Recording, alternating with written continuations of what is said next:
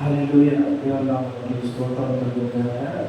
మంచిది 2025 సంవత్సరము మార్చి నెల 21వ తారీఖు శుక్రవారము పరిశుద్ధమైన దేవాలయంలో కూడుకొని దేవుని నామాన్ని మహిమపరచడానికి దేవుడు మనకు అనుగ్రహించిన మంచి సమయాన్ని బట్టి సమస్త మహిమ ఘనత ప్రభావములు యేసయ్యకి మాత్రమే చెల్లిస్తూ ఉన్నాను. ఇప్పుడు వారికి పాటల ద్వారా మరి ప్రార్థన ద్వారా దేవుని నామాన్ని మహిమపరచు. కొద్ది నిమిషాలు ఉపవాస కోడికలో సిలువ దినాల్లో మనం ఉన్నాం కాబట్టి సిలువ గురించి కొద్ది నిమిషాలు పరిశుద్ధ గ్రంథంలోంచి కొన్ని మాటలు పుస్తకంగా ధ్యానం చేసి మన సందేశాన్ని ముగింపులోకి తీసుకుందాము. అలాగే కూడిన ప్రతి ఒక్కరు కూడా ప్రభువైన యేసుక్రీస్తు వాళ్ళందరికీ వందనాలు తెలియపరుస్తూ దేవుడు మనందరిని కూడా దీవించి ఆశీర్వదించుగాక. ప్రేమగల తండ్రి, జీవం కలిగిన యేసయ్య, 2025 సంవత్సరంలో కూడా నీ కృప, నీ కాపుదల, నీ దయా కిరీటము అందరి మీద అనుగ్రహించి మార్చి నెల 21వ తారీఖు అనగా శుక్రవారము ఉపవాస ప్రార్థనలో నిత్యమైన ప్రార్థనలో చేరి కూడి ప్రార్థించే వాక్యాన్ని మాకు అనుగ్రహించినందుకు వందనాలు. కొద్ది నిమిషాలు సేవకుడి పక్షంగా నిలబడి మాట్లాడుతున్న ప్రతి మాటలో తండ్రి, కుమార, పరిశుద్ధాత్మ త్రియేక దేవునిగా వెలువడి మీరే మాట్లాడి మీ నామానికి నిత్యంగా మహిమ ఘనత ప్రభావం పొందుకోమని వచ్చిన మా ప్రియులను ప్రజలను దీవించి ఆశీర్వదించి నిత్యంగా ఈ నెలంతా మీరు మనందరిని ఆశీర్వదించమని యేసు నామములో అడిగి వేడుకుంటున్నాం మా తండ్రి, ఆమేన్. ఒక పదవి శరణము సిలువ దినాల్లో ఉన్నాం కాబట్టి పాడుకుందో. సిలువలో సాగింది యాత్ర, కరుణామయుని దయగల పాత్ర. సిలువలో సాగింది యాత్ర, కరుణామయుని దయగల పాత్ర. ఇది ఎవరి కోసమో, ఈ జనుల కోసమే, ఈ జగతి కోసమే. ఇది ఎవరి కోసమో, ఈ జనుల కోసమే, ఈ జగతి కోసమే.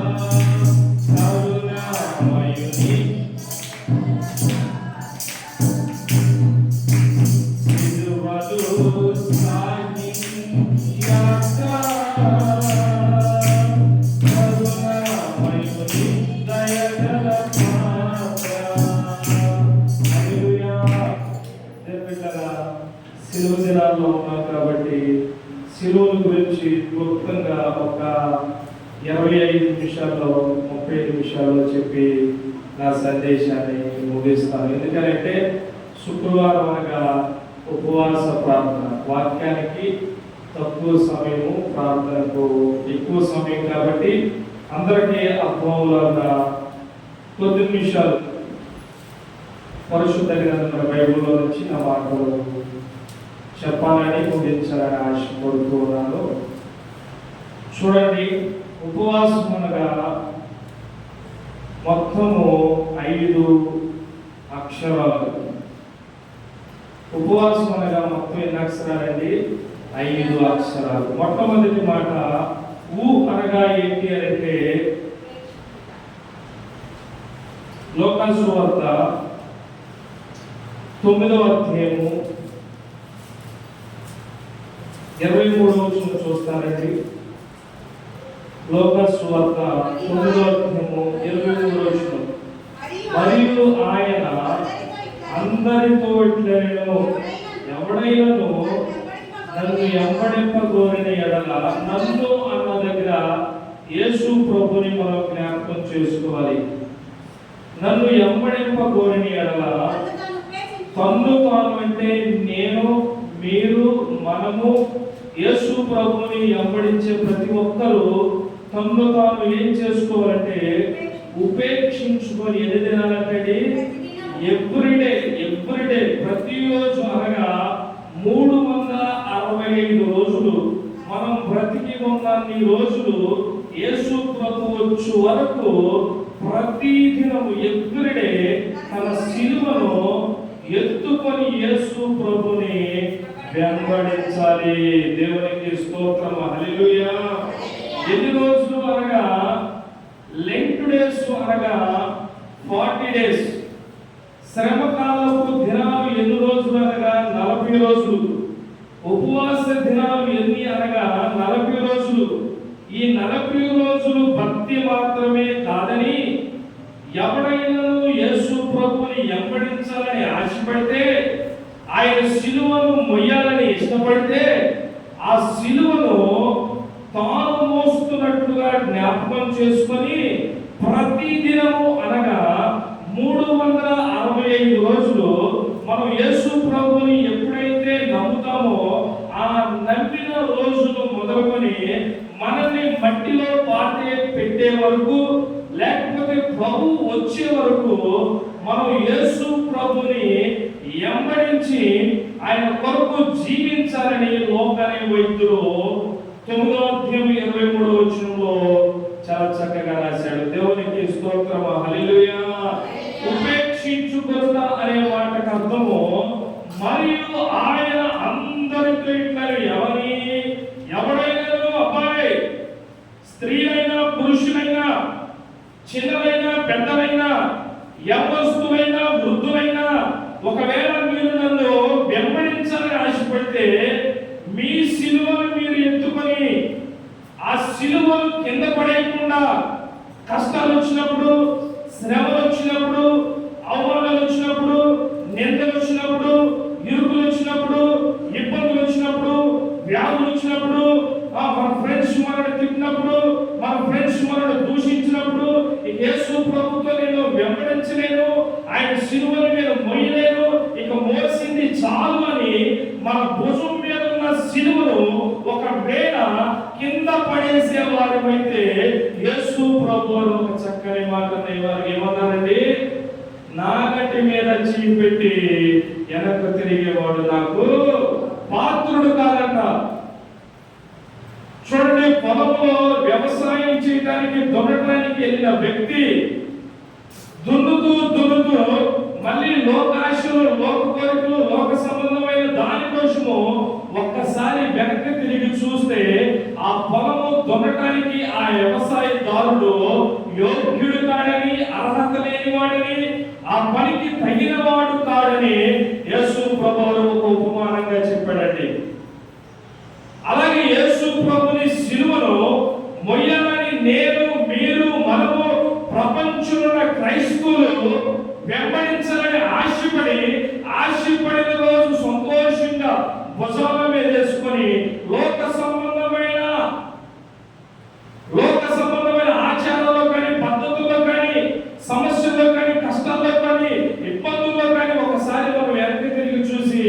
ఆ సిలువను మనం కింద పడేయకూడదని మొట్టమొదటిగా అన్నాడు, అబ్బాయి ఇది మోసేవాడు, మీరు ఏం చేయాలో తెలుసా, ఉపేక్షించుకోవాలి.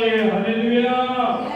ఉపేక్షించుకోవడం అంటే మొయ్యగలనా లేదా, నిలబడగలనా లేదా, ఇది సహించగలనా లేదా అని ఆ సిలువను మనం ఎత్తుకునేటప్పుడే దాని బరువు ఏంటో మనం తెలుసుకోవాలి.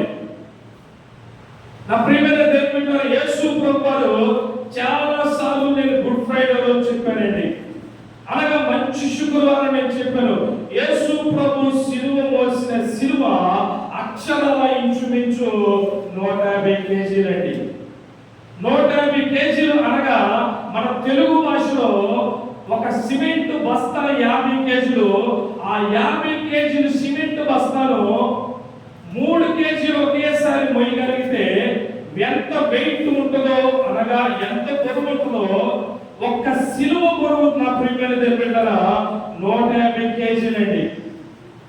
యేసు ప్రభు యెరూషలేము వీధుల్లో కల్వరి కొండ మీదకి ఆయన ఆ సిలువను 150 కేజీల సిలువను మోసుకుంటూ వెళ్ళాడండి. సిలువ మోసుకుంటే అంత మాత్రమే కాదండి నా ప్రియమైన దేవుడా, ఆయన శరీరాన్ని నాగల చాలవలే కొరడా దెబ్బలతో కొట్టబడినప్పుడు ఆ దెబ్బల నుంచి, ఆ గాయముల నుంచి ఇంచుమించు బైబిల్ చరిత్ర చెబుతుంది 5 లీటర్ల రక్తం కారిపోయిందంటే. శరీరం మాత్రమేనా కాదండి నా ప్రియమైన దేవుడా, ఆయన తలకు ముల్లి కిరీటం పెట్టడం ద్వారా ఆ తలలో ఉన్న రక్తము కూడా కారి అక్కడ యేసు ప్రభు నడుస్తూ ఉన్నప్పుడు ఆ వీధుల్లో ఆ రక్తము ప్రవహించినట్లుగా లేఖనాలు సెలవిస్తూ ఉన్నాయండి.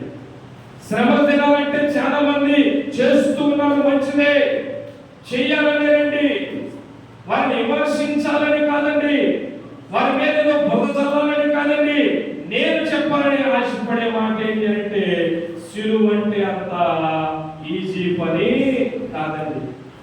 సిలువ అంటే చాలా భారమైనది, సిలువ అంటే చాలా కష్టమైనది, సిలువ అంటే యోగ్యత లేని వారికి కూడా ఒక యోగ్యతను, ఒక అర్హత లేని వారికి కూడా ఒక అర్హతను, ఎందుకు పనికిరాని వాడిని కూడా ఒక పనిముట్టిగా తయారు చేసేది సిలువ.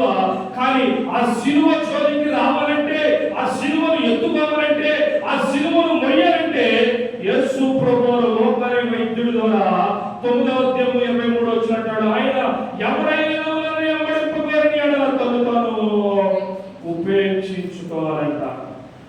ఇది మొయ్యగలనా, ఇది మొయ్యలేనా, ఇది మోస్తున్నప్పుడు లోక సంబంధమైన ఆశలు, లోక సంబంధమైన కోరికలు, లోక సంబంధమైన ఆర్థికమైన ఇబ్బందులు, లోక సంబంధమైన కష్టాలు, లోక సంబంధమైన నిందలు, లోక సంబంధమైన ఆ అవమానాలు నన్ను ఫేస్ చేస్తే, అంటే నా దగ్గరికి వస్తే వాటిని బెదిరించగలిగి ఈ సిలువను మోయటానికి ప్రతి దినము నేను నిలబడగలనా, ఉపేక్షించుకోవాలని యేసు ప్రభువు చెప్పారు. దేవునికి స్తోత్రం. హల్లెలూయా. మోసడం మంచిదే, మనము మట్టి అయిపోయేంత వరకు మోయాలని దేవుని వాక్యం సెలవిస్తున్నది. మోసడం మంచిదే, ప్రభు రాకడ వరకు ఆ సిలువను అంటి పట్టుకొని హృదయానికి మనము వెంబడించాలని దేవుని వాక్యము మనకి చాలా స్పష్టంగా జ్ఞాపకం చేస్తున్నది. హల్లెలూయా. చూడండి, 2వ మాట చెప్పాలని, ఉపవాసములో 2వ మాట పా అనగా ఏమంటండి, ప్రార్థన చేయాలంట. కీర్తన గ్రంథము 65వ అధ్యాయము 2వ వచనం ఏమంటాడండి, కీర్తన గ్రంథము 65వ అధ్యాయము 2వ వచనం ఏమంటాడు, ప్రార్థన ఆలకించువాడా సర్వ శరీరులు కూడా ఎక్కడికి వస్తారంటే నీ యొద్దకు. అంటే నీ యొద్ద అనే దగ్గర మనం ఎవరిని జ్ఞాపకం చేసుకోవాలి అంటే, మన ప్రభువైన యెహోవాను, మన ప్రభువైన యేసుక్రీస్తును, మన ప్రభువైన ఆదరణకర్తను, తండ్రి కుమార పరిశుద్ధాత్మ త్రియేక దేవుని కలిగిన నామాన్ని మనము నీ యొద్ద అనే దగ్గర మనము జ్ఞాపకం చేసుకోవాలి. అక్కడ ఏమిటా, ప్రార్థన ఆలకించువాడా సర్వ శరీరులు అనగా మనమందరము కూడా ఎవరి దగ్గరికి వెళ్తామంటే దేవుని దగ్గరికి వెళ్తాం. దేవుని ఈ భూలోకంలో నమ్మండి, ప్రార్థన ఆలకించే నామము నామము ఏది లేదండి. ప్రార్థనలకు జవాబిచ్చే నామము ఏది లేదండి. 115వ కీర్తన ఒక మాట అంటాడు, చూస్తానండి. నేను చాలా సార్లు ఆ మాటలో జ్ఞాపకం చేశాను, సందర్భానుసారంగా మరొకసారి జ్ఞాపకం చేయాలని ఆశపడుతూ ఉన్నాను. ఏమంటాడు అంటే, నేను బిడ్డరా 115వ కీర్తన 2వ వచనం నుంచి రాస్తాడు, వారు దేవుడేని అని అనుచరుడు చెప్పుకుందురు, మా దేవుడు ఆకాశమందున్నాడు, తనకి ఇచ్చి వచ్చినట్టుగా సమస్తము ఆయన చేయించున్నాడు. ఇప్పుడు 4వ వచనంలో చెప్తున్నాడు, వారి విగ్రహములు వెండి బంగారములు, అవి మనిషి చేతి పనులు, అది కనుక వాటికి నోరు నుండి పలకము, కన్ను నుండి చూడము, చెవు నుండి వినము, ముక్కు నుండి వాసన చూడము, చేతులను కట్టుకోవము, పాదము నుండి నడవము, ఎవరి గొంతుకతో మాట్లాడము, వాటిని చేయువారందరూ వాటి అందే నమ్మకుంచుదురు. అంటాడు, ఇశ్రాయేలు వారులారా, యెహోవాని నమ్ముకోండి. ఎందుకని? ఆయన మీకు సహాయం చేస్తాడు, ఆయన మీ ప్రార్థన ఆలకిస్తాడు, ఆయన మీ ప్రార్థనకి జవాబిస్తాడు, ఆయన మిమ్మల్ని కష్టాల నుంచి విడిపిస్తాడు, ఆయన మిమ్మల్ని శ్రమల నుంచి విడిపిస్తాడు, ఆయన మిమ్మల్ని ఇబ్బందుల నుంచి విడిపిస్తాడు. ఆయన పేరేంటి అంటే నజరేయుడైన యేసు అంటాడు, ప్రార్థన ఆలకించువాడా, సర్వశరీరులు కూడా నీ యొద్దకు వస్తారు. దేవునికి స్తోత్రం, హల్లెలూయా. వివాహం అవ్వకపోతే వివాహం చేస్తాడు, గర్భఫలం లేకపోతే ప్రార్థన చేస్తే గర్భఫలం ఇస్తాడు. ఎవరి కుటుంబంలో సమస్యలు ఉంటే ప్రార్థన చేస్తే ప్రభు అద్భుతం చేస్తాడు. ఎవరి లోక సంబంధమైన చిక్కులు, చికాకులు, ప్రెస్టేషన్లు, ఎవరి ఆర్థికమైన నష్టాలు, ఇవన్నీ కూడా మనకు కలిగినప్పుడు ఇశ్రాయేలు మీద ఆనుకొని యెహోవాని నమ్ముకొని ఆయన దగ్గరికి వచ్చి మన పెదవులు తెరిచి మన నోటి నిండా ఆయన సన్నిధిలో ప్రార్థన చేయగలిగితే ఆకాశం నుండి మన ప్రార్థన ఆలకించి ఆయన చెవులకు చొచ్చి అనగా ఆయన చెవులకు మన ప్రార్థన చేరి మన ప్రార్థనకి ఏమిస్తాడంటే జవాబుని అనుగ్రహిస్తాడు. దేవునికి స్తోత్రం, హల్లెలూయా. 33వ ఇర్మియా గ్రంథంలో అంటాడు, నాకు మొర్ర పెట్టము, నీకు ఉత్తరం ఇస్తాను. ఇంకా కీర్తన గ్రంథంలో అంటాడు, తనకు నిజముగా మొరపెట్టు వారందరికీ యెహోవా సమీపముగా ఉంటాడట. ఈ మాటలన్నిటికీ గల కారణం ఏంటి? ఉపవాసములో 2వ మాట అనగా ప్రార్థన చేయటము. యేసు ప్రభు దగ్గర కొంతమంది శిష్యులు ఉండేవారు. యేసు ప్రభు ఒక దయ్యాన్ని పారదోలినప్పుడు, గెంటి వేసినప్పుడు ఆయన శిష్యులు వచ్చి ఆ యేసు ప్రభుతో ప్రియమైన దేవుడు ఇలాగ మాట్లాడుతున్నారు. ఎవరు మాట్లాడుతున్నారు? అయ్యా, ఈ అద్భుతాన్ని, ఈ దయ్యాన్ని, ఈ దురాత్మను ఎందుకు పారదోలేకపోయావంటే ప్రార్థన వల్ల మాత్రమే ఇది సాధ్యం అన్నాడు. స్తోత్రం కలుగుగాక. ఇది ప్రార్థన వల్లనే సాధ్యమైందంటే మేము ప్రార్థన చేస్తున్నాం, కానీ మేము ప్రార్థన చేస్తుంటే దురాత్మలు పారిపోవట్లేదు అన్నాడు. అప్పుడు యేసు ప్రభు మాట అన్నారు, ఏమంటే తెలుసండి, మామూలు ప్రార్థన సరిపోదపై ఉపవాస ప్రార్థన కావాలి. హల్లెలూయా. ఎందుకన్నాడు తెలుసండి ఆ మాట? మాంసం కూర తిని, బిర్యానీ తిని, నచ్చిన జ్యూస్ తాగి, నచ్చిన చపాతీని తిని, పిజ్జాలు, బర్గర్లన్నీ, డ్రింకులు తాగేసి 1 గంట ప్రార్థన చేస్తే అది దేవుని సన్నిధి చేరింది. కానీ యేసు ప్రభు అన్న మాట ఏంటో తెలుసండి, మామూలు ప్రార్థన కాదయ్యా, ఉపవాస ప్రార్థన కావాలి అన్నాడు. హల్లెలూయా. ఉపవాస ప్రార్థనలో ఎందుకని అంత భక్తి, ఎందుకని అంత ఔన్నత్యము, ఎందుకని దేవుడు ఆలకిస్తాడు అని అంటే బిడ్డరా, ఉపవాసంలో నేను చాలా సార్లు చెప్పాను, తగ్గింపు ఉంటది. హల్లెలూయా.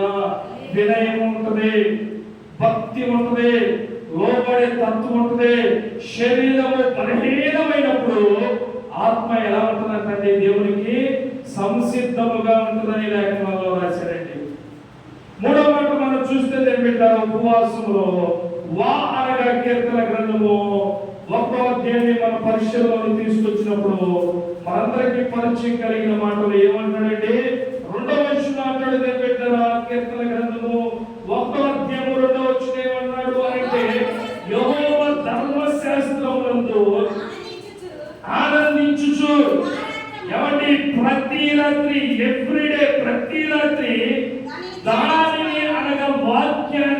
ధ్యానించేవాడు ధన్యుడు. స్తోత్రం చెప్తారా? హల్లెలూయా. మూడవ మాట ఉపవాసములో మొట్టమొదటిది ఉపేక్షించుకోవాలి, రెండోది ప్రార్థన చేయాలి పట్టుదల కలిగి, మూడోది ఉపవాసంలో చాలా మంది ఉపవాసం ఉంటారు, ప్రార్థన చేస్తారు, కానీ వాక్యాన్ని చదువుకోలేదు. మరి మాకు చదువు రాదు కదండి, మేము ఏం చేయాలి అంటే చదువు వచ్చిన వారి చేత చదివించుకోవాలి. చదువు వచ్చిన వారైతే ఏం చేయాలంటే పరిశుద్ధ గ్రంథాన్ని తెరిచి చదవాలి. అదే చెప్తున్నాడు కీర్తన గ్రంథం 1:2 యెహోవా ధర్మశాస్త్రములో ప్రతి రాత్రి చదివిన వాడు ఎవడంటే ధన్యుడంట.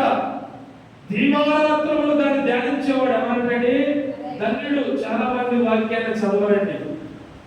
దేవుళ్ళారా, నేను ఈ మాట చెప్పడానికి ఇష్టపడతలేదు, కానీ ఒకవేళ ఫోన్ లేకపోతే చెప్పేవాడిని. చాలా మంది వాక్యం చదవటానికి ఇష్టపడరండి. కారణం ఏంటి అంటే వాక్యం టీవీలో వస్తుంది, ఫోన్లో వస్తుంది కదా, ఇంకేంటి చదివేది అనుకుంటూ ఉంటారు. కానీ కీర్తన గ్రంథము 119 మీ అందరికి తెలిసినట్లయితే అక్కడ యేసు ప్రభువు అంత పెద్ద అధ్యాయంలో ఎన్ని మాటలు చెప్పాడో తెలుసండి. నీ వాక్యము నన్ను బ్రతికించేది. దేవునికి స్తోత్రము. హల్లెలూయా. నా బాధలలో నెమ్మదినిచ్చేది, నా ఆత్మలో వెలుతురునిచ్చేది, చీకటిలో ఉన్నప్పుడు నాకు వెలుతురునిచ్చేది, అగాధములో ఉంటే నన్ను పైకి లేవనెత్తేది. నీ వాక్యము వెల్లడి ఆగుట చేతనే ప్రజలకు వెలుగు కలిగినని. ఎన్ని అద్భుతమైన మాటలు, ఎన్ని ఆశ్చర్యకరమైన మాటలు, ఎన్ని ఘోరమైన మాటలు యేసు ప్రభువు 119వ కీర్తనలో అధ్యాయంలో రాశారండి. చాలా మంది వాక్యము చదవలేక కొన్ని ఆశీర్వాదాలు పోగొట్టుకుంటూ ఉన్నారు. దేవుని సేవకునిగా చెబుతున్నాను, ఈ రోజు నుంచి మీరు చదవగలిగినా చదవండి, చదవలేని వారు కూడా చదవండి. వాక్యాన్ని ప్రారంభం నుంచి ముగింపు వరకు చదవండి.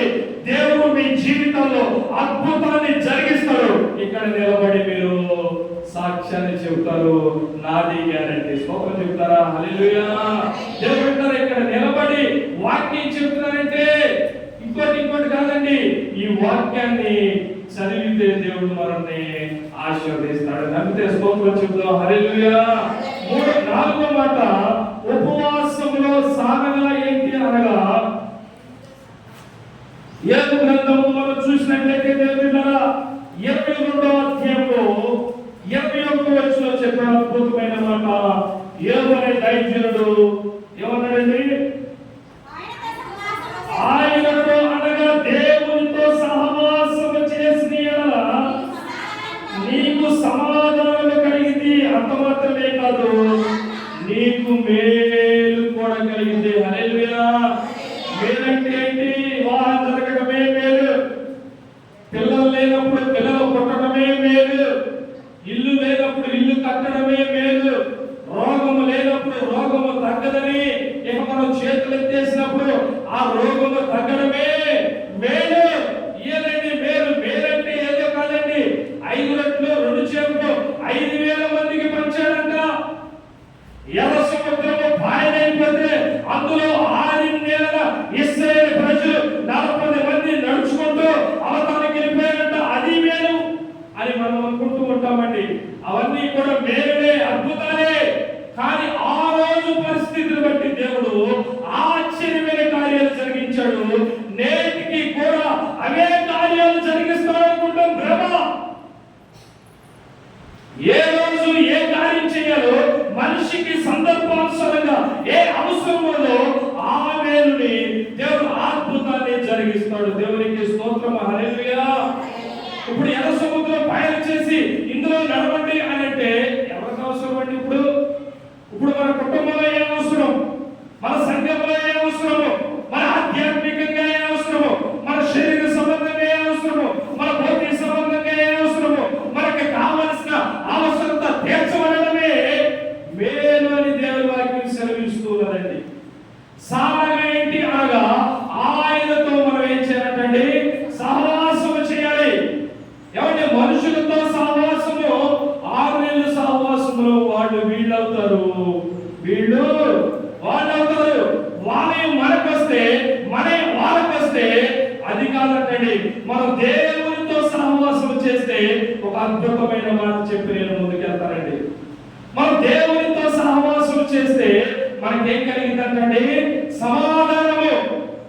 మీరు నన్ను అడగాలి, దేవునితో సహవాసం చేస్తే సమాధానం ఏంటయ్యారంటే నేను సమాధానం చెప్తానండి.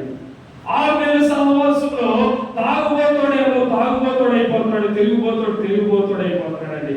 సహవాసంలో మంచోళ్ళు చెడ్డోళ్ళు అవుతున్నారు, చెడ్డోళ్ళు మంచోళ్ళు అవుతున్నారు. ఇది లోక సంబంధమైన మాట, మంచిదే కాదనట్లేదు. మరి దేవునితో సహవాసం చేస్తే మనకు సమాధానం ఎందుకు కలుగుతుంది అంటే ఆయన సమాధానకర్త. స్తోత్రం కలుగుగాక. హల్లెలూయా. ఆయన సమాధానకర్తని ఆయనకి బిల్లు పెట్టబడినని లేఖనంలో రాశాడండి. మనం యేసు ప్రభుతో సహవాసం చేస్తే మన గుండెకి సమాధానం, మన అంతరంగానికి సమాధానం, మనకి మనశ్శాంతి. నా శాంతిని మీకు అనుగ్రహించుచున్నానని యేసు ప్రభువు తన లేఖనాల్లో రాశాడండి. సమాధానం లేదా? కుటుంబంలో గొడవల, కుటుంబంలో చిక్కుల, రోగాల, బలహీనతలు అయితే కంగారు పడద్దు. ఆయనతో సహవాసం చేస్తే మనకేం కలిగిందంటే సమాధానం కలిగింది. సమాధానం అక్కడ తాపడండి. అలాగే నీకు మేలు కూడా కలిగిందంట. హల్లెలూయా. దేవునితో మనం సహవాసం చేస్తే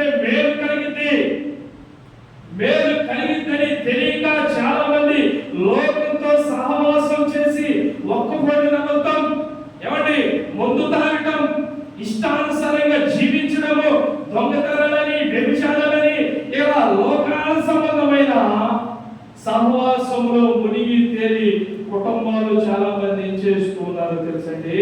పాడు చేసుకుంటూ ఉన్నారండి. కానీ దేవునితో సహవాసం చేస్తే మనకు మొట్టమొదటిగా సమాధానం కలిగింది, రెండోది మేలు కూడా కలిగిందంట. దేవునికి అందరూ బిగ్గరగా స్తోత్రాలు చెల్లిద్దాం. హల్లెలూయా. చివరి మాట చెప్పి నేను ప్రార్థన చేయాలని ఆశపడుతూ ఉన్నాను.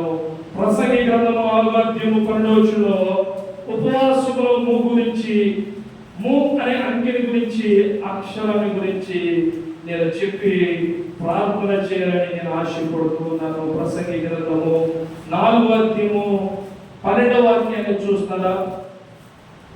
ప్రసంగి గ్రంథము 4:12 ఒంటరి ఒకరి మీద మరి ఒకడు పడిన ఎడల కూడి వారిని బెదిరింపగలరా? అలాగే 3 పీటల త్రాడు త్వరగా ఇచ్చేనటండి, తెగిపోదు. దేవునికి స్తోత్రం. హల్లెలూయా. ఇది చాలా మంది సహజంగా వివాహాల్లో చెప్తూ ఉంటారు, మంచిది. వివాహం అనే విషయంలో ఘనమైనది, మేలైనది, పవిత్రమైనది అని పరిశుద్ధ గ్రంథమైన బైబిల్లో హెబ్రీయులకు రాసిన పత్రిక 13వ రాశాడు. కానీ సందర్భానుసారంగా సేవకులు అనేకమైన కోణాల్లో చెప్పుకోవచ్చండి. కానీ 3 పీటల తాడు అనగా ఏంటో తెలుసండి? తండ్రి, కుమార, పరిశుద్ధాత్మ త్రియేక దేవుడు. లోకంలో చూస్తే చాలా మంది యెహోవా దేవుని నమ్మేవారు ఉన్నారు. లోకంలో చాలా మంది యేసు ప్రభువుని ఆరాధించి పరిశుద్ధాత్మ దేవుడు లేడనే వారు ఉన్నారు. లోకంలో చాలా భిన్నమైన బోధలు వెళ్తూ ఉన్నామండి. ఆ బోధన గురించి చెప్పి నేను డెబిట్ క్రియేటివ్ చేయాలని ఆశపడతలేదు. కానీ 3 పీటల తాడు ఏం చేయాలంటండి? త్వరగా తెగిపోదంట. నువ్వు దేవునితో సహవాసం చేయాలి. మొట్టమొదటిది నువ్వు ప్రభువైన యేసుక్రీస్తులో రక్షణ, మారుమనసు, బాప్తిసం తీసుకోవాలి. స్తోత్రం చెప్తావా? హల్లెలూయా. మొట్టమొదటిది దేవునితో సహవాసం చేయాలి.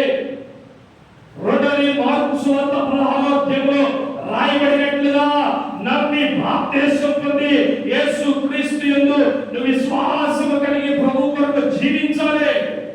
మూడోది రక్షణ పొందిన నీవు, మారుమనసు పొందిన నీవు, బాప్తిసం తీసుకున్న నీవు, యేసు ప్రభు కొరకు ఎదురు చూస్తున్న నీవు పరిశుద్ధాత్మ అనుభవం కలిగి యేసు కొరకు జీవించాలని దేవుని వాక్యం మనందరికీ చాలా స్పష్టంగా జ్ఞాపకం చేస్తూ ఉన్నది. అర్థమైన బిగ్గరగా దేవునికి స్తోత్రాలు చెల్లిద్దాం. హల్లెలూయా. 3 పీటల తాడు త్వరగా తెగిపోతారంటే తండ్రి మీద నీవు ఆధారపడి ఉన్నావా? కుమారుడైన యేసు ప్రభు మీద నీవు ఆధారపడి ఉన్నావా? సంఘములో చేర్చబడిన నీవు, సంఘ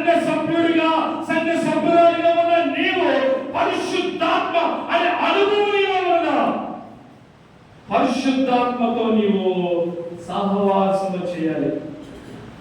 ఎవరి సంఘములో చీడ పురుగులు కొన్ని ఏర్పడినాయి అండి, మన సంఘంలో కాదండి. లోకంలో మీరు చూస్తే పరిశుద్ధాత్మ అనుభవం లేని వారు ఏం చేస్తారో తెలుసండి, ఈ అమ్మది ఆ అమ్మకి చెప్తారు, ఆ అమ్మది ఇంకొక అమ్మకి చెప్తారు, ఆ ఇది చెప్తారు. సంఘములు ఏమైపోయిందో తెలుసండి, గలిబిలి ఏర్పడిపోతున్నది.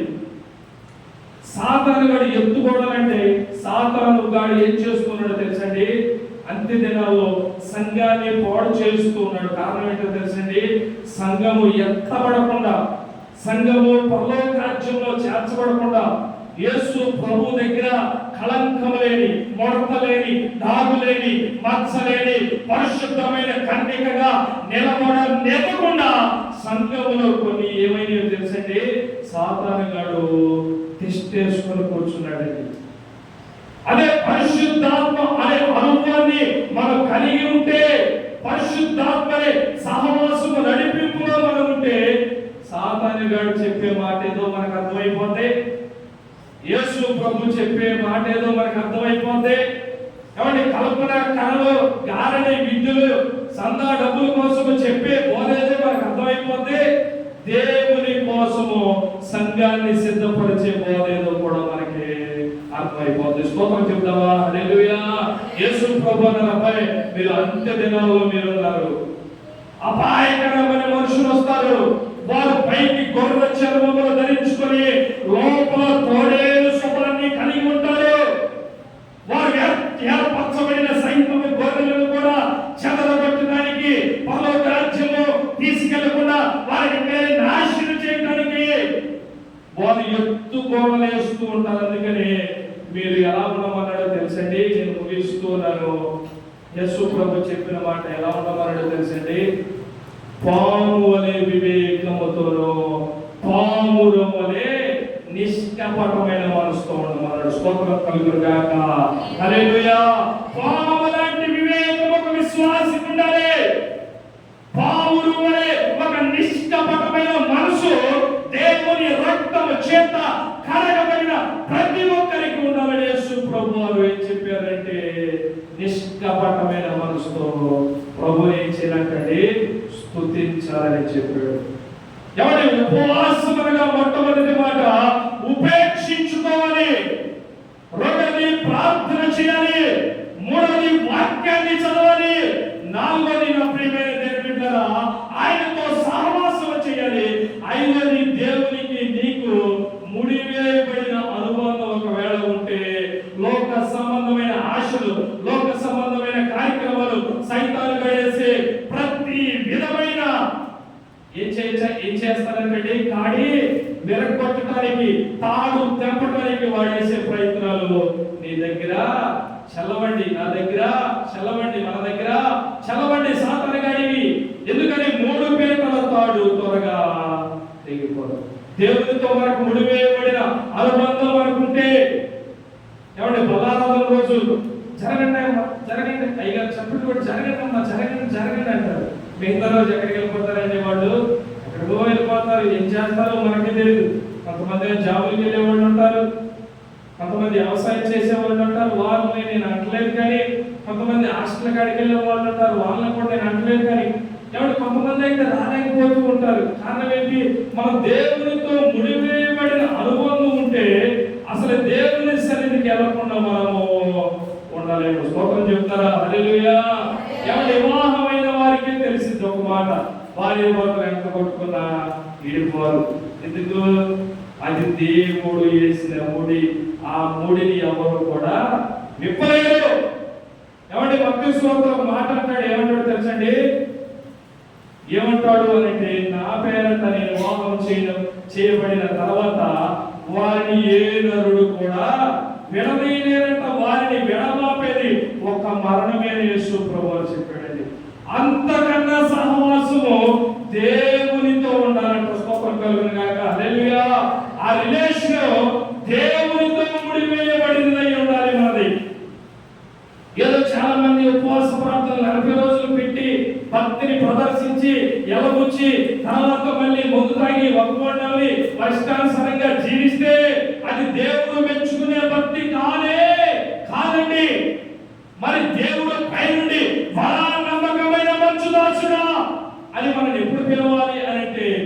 ప్రతి దినము 365 రోజులు మనం చనిపోయేంత వరకు, ప్రభు రాకడ వచ్చేంత వరకు మనం ఏం చేయాలంటే సిలువను ఎత్తుకొని మనము వెంబడించాలి. దేవుని నామానికి బిగ్గరగా స్తోత్రాలు చెల్లిద్దాం. హల్లెలూయా. దేవుని పెద్ద మాటలు కూడా మనందరం కూడా దీవించి ఆశీర్వదించును గాక. విన్న వాటిని బట్టి అందరం కూడా ప్రార్థన చేద్దాం. అందరూ స్వరమెత్తి ఎవరు మట్టుకు మాట, ఎవరు మౌనం ఉండదు. ప్రభు నాతో మాట్లాడారు. అందరూ స్వరాలు తెలిసి, పెదాలు తెలిసి, ఇది మౌనం ఉండే సమయం కాదు, దేవుని స్తుతించే సమయము, దేవుణ్ణి ప్రార్థించే సమయము. అందరూ ప్రార్థన చేద్దాం. స్తుతించండి. ఎవరి వైపు అటు ఇటు చూడకుండా దేవుని సన్నిధిలో మనందరం కూడా ప్రార్థన చేద్దాం. హల్లెలూయా. స్తోత్రం.